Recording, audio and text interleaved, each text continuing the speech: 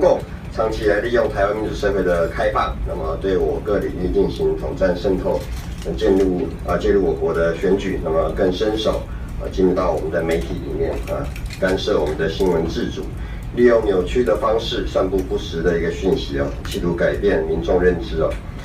以利倾向于北京立场的候选人出现这个现象我们注意到在选前会更加的严重。那么北京对外的这个红色渗透控制媒体的方式，已经成为国际社会公认的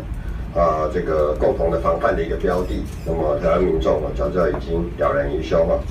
那么其重要的国际媒体的调查报道正再次说明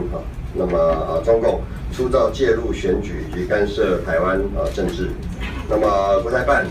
对于该报道用嫁祸扭曲的一个反应更是他不当介入遭揭露之后的惯用伎俩，遇人不耻那我们要正告北京当局，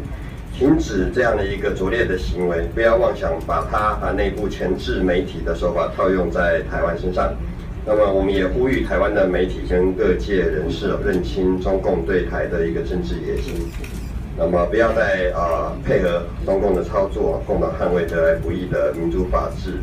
与公平公正的这个选举。那么这个事情是由国际的媒体主动报道那怎么何来所谓的绿色恐怖之说？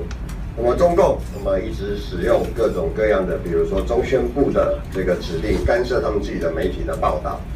那么这样的一个对内的言论审查，最近更变本加厉输出到境外，那么台湾首当其冲。那么我们珍视台湾的这个新闻的一个自由的一个环境，那这样的一个自主自由的环境，也需要大家一起来守护。那么我们人民我们的报道都有自由我们看看我们的媒体那么对于这个政府的这个指教跟批评都是不遗余力。那我们觉得这都是在一个民主社会非常正常的一个状况但是外力的一个干扰。